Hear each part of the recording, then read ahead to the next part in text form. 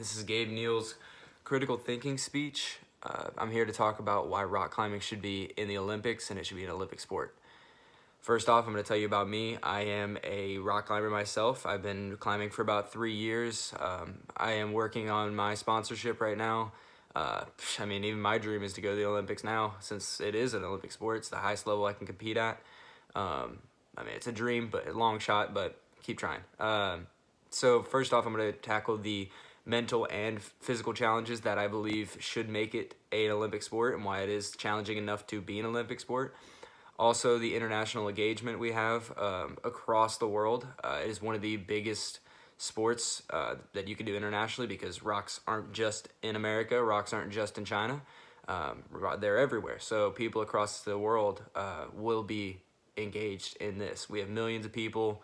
We're kind of an underground community, but during the Olympics, I figured we would show out the athletics behind rock climbing. So, rock climbing is obviously a very physical sport. You're climbing these massive walls, a lot of shoulder strength, a lot of finger strength, mostly finger strength, forearms, a lot of upper body strength to do. You don't see these type of movements in any other sport, really.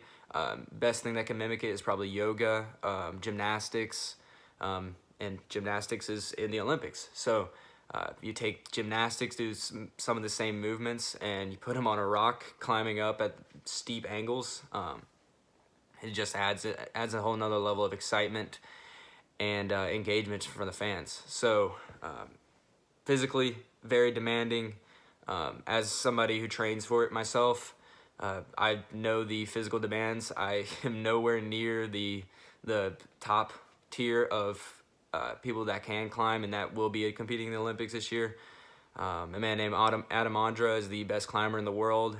And the people that you see, the build that goes into climbing, the essential climbing build, is a lot of genetics. It's a lot of your ape index.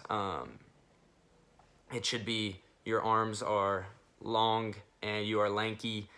You don't weigh a lot, so a lot of these people you won't see that look like athletes, they are actually top tier climbers. Adam Ondra looks like a stick, and he is the best climber in the world. I think that the physical demands are there, and it's top tier athletics. I think whenever you see them climb on the wall, it'll take your breath away. It's exciting. If you watch this, if you come across it on the news, or if you come across it on the Olympics, whenever you're watching the Olympics and you see somebody climbing a wall, you wouldn't expect that from the Olympics. Regular sports like basketball and track, and they're very traditional. So I think this would add a lot of excitement to an engagement for the Olympics. To tackle the mental side, how the games would be set up is there would be a wall. There's a bouldering section, which is climbing about 20 feet of very hard technical moves and movements. Then there's lead climbing, which is where you go on a rope and you go up a very tall wall at a steep overhang. And when you climb that, you clip in with bolts, clip your rope in, and you have to mentally read the route. So you get 5 minutes to read the route you're about to climb. You don't get to see it beforehand. So these people a lot of these people that are climbing have a very photographic memory. Like I'm going to refer to Adam Ondra. He has the best memory for any climber. He can see it, and within 2 minutes, he says there was a video of him doing it in 2 minutes. He can write down the whole route that he saw and memorize it, know which foot goes where, know which hand goes where. And as a climber myself, that is a very challenging aspect. The climbing itself is hard alone, but then to know where your hands and feet go, to know the movements you have to take, it puts it on a whole nother level. It's like the difference between pee-wee ball and professional baseball. The difference between me and that guy is absolutely insane. It blows me away. So coming from a rock climber's perspective, watching these people do this, I know I'll be hooked to the TV. I figured it's an extreme sport. It's in the X Games.